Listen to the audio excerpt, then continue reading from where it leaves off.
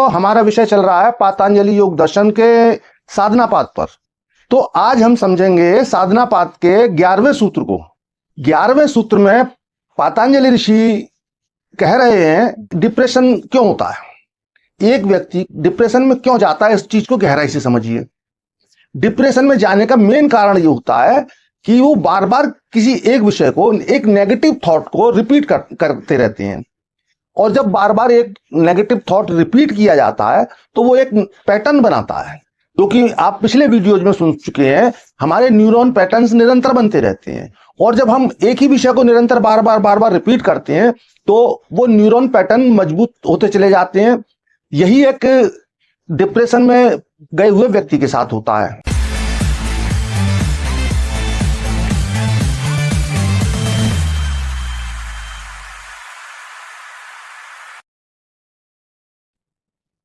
साथियों, मैं योगी हमदर्द गिरी आप सभी के चैनल योगी हमदर्द गिरी में स्वागत करता हूं। आप सभी को बहुत बहुत प्रेम।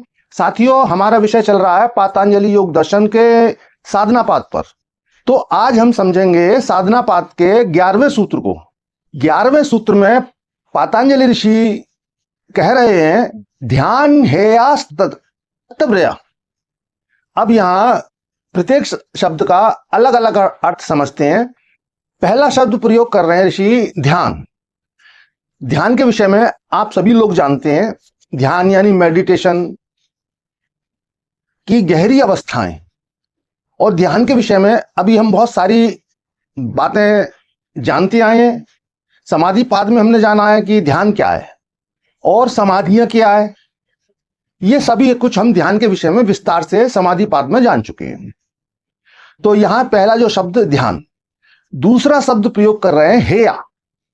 हेया यानी जिनको कि हटाया जा सकता है। हटाए जाने के लिए हेया शब्द का प्रयोग यहां पातंजलि ऋषि कर रहे हैं। और अगला शब्द तत्। तत् यानी किसे, तत् का यहां संकेत कर रहे हैं क्लेशों के लिए। जो क्लेश पीछे बताए गए हैं उन क्लेशों के विषय में यहां पातंजलि ऋषि हमें कह रहे हैं। और अगला शब्द प्रयोग कर रहे हैं वृत्त्या, यानी उनकी वृत्तियां, उनके कारण जो विचार उत्पन्न होते हैं उन विचारों के विषय में वृत्तियों का शब्द प्रयोग कर रहे हैं। अब इसका हम पूरा भावार्थ ठीक से समझते हैं तो यहां आप पीछे पूरी तरह जानते आए हैं कि किन क्लेशों के बारे में हमें बताया गया है। एक बार फिर मैं आपको बताना चाहूंगा वो क्लेश कौन से हैं। वो क्लेश हैं अविद्या, राग, द्वेष, अस्मिता, अभिनिवेश। तो ये 5 प्रकार के क्लेश, 5 प्रकार के विकार बताए गए हैं।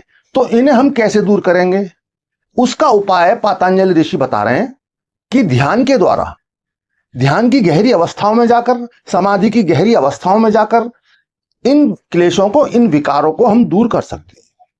न्यूरोप्लास्टी के अनुसार ध्यान यानी मेडिटेशन हमारे जो पुराने पैटर्न बने हुए हैं उन सारे पुराने पैटर्न्स को हटाता है।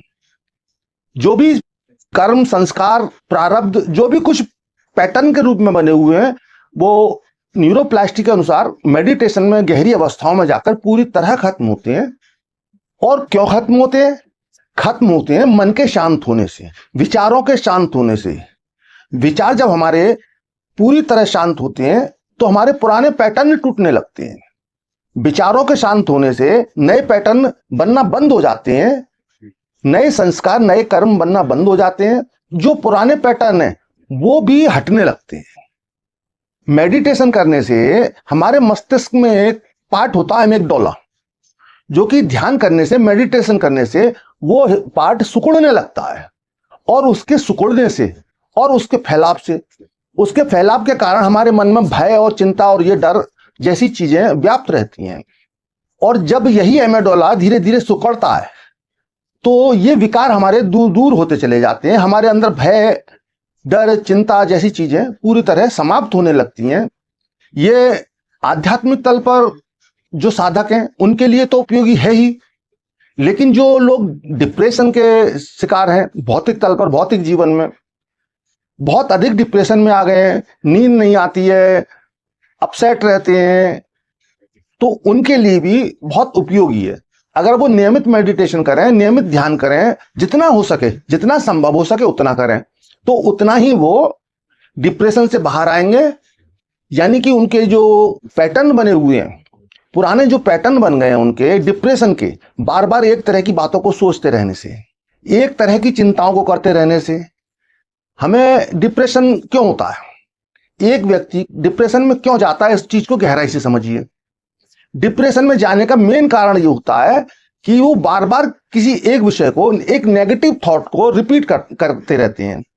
और जब बार बार एक नेगेटिव थॉट रिपीट किया जाता है तो वो एक पैटर्न बनाता है, क्योंकि आप पिछले वीडियोज में सुन चुके हैं, हमारे न्यूरॉन पैटर्न्स निरंतर बनते रहते हैं। और जब हम एक ही विषय को निरंतर बार बार रिपीट करते हैं तो वो न्यूरॉन पैटर्न मजबूत होते चले जाते हैं।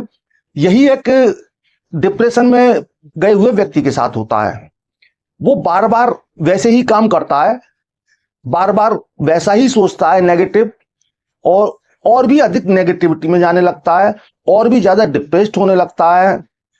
कई बार भूल जाने का शिकार हो जाता है, भूल जाने की आदत हो जाती है। हाथ धो रहे हैं बार बार तो हाथ धो रहे हैं, कोई काम, बहुत सारे कामों में कर करके भूल जाना, ऐसा महसूस होना कि अभी हमने ये काम नहीं किया और फिर से उसी काम को करने लगना। तो ये सब होता है न्यूरॉन पैटर्न्स बनने से।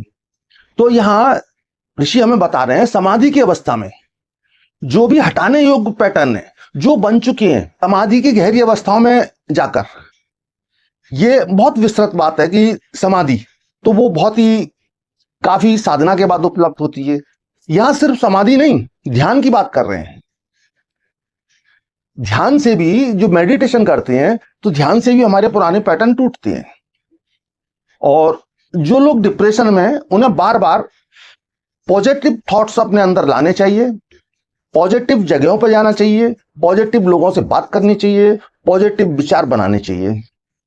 जितनी अधिक वो पॉजिटिविटी लाएंगे अपने अंदर, उतनी ही नेगेटिविटी जो पुराने पैटर्न है वो खत्म होंगे। और पॉजिटिविटी लाने से, पॉजिटिव विचारों के करने से, पॉजिटिव बातों को सुनने से एक नए पैटर्न बनेंगे जो उन्हें पॉजिटिव बनाएंगे, उन्हें डिप्रेशन से बाहर लाएंगे, वो अपने दैनिक जीवन में खुश रह पाएंगे। तो साथियों, आज के विषय को आप ठीक से समझ पाए होंगे और मैं ठीक से समझा पाया हूंगा। तो साथियों, अगर फिर भी कहीं कोई चूक रह गई हो तो आप कमेंट बॉक्स में कमेंट अवश्य लिखें और अधिक से अधिक वीडियो शेयर करें, अधिक से अधिक लोगों तक पहुंचे और अधिक से अधिक लोग लाभ उठा सकें। ये आध्यात्म की एक अच्छी शुरुआत भी हो सकती है कि आप किसी का सहयोग करें। तो साथियों, इसी के साथ आप सभी खुश रहें, मस्त रहें, तंदुरुस्त रहें, भौतिक जीवन में अनंत विकास करते हुए आध्यात्म के ऊंचे ऊंचे शिखरों को छुएं। इसी अभिलाषा और प्रेम के साथ आप सभी को बहुत बहुत प्रेम।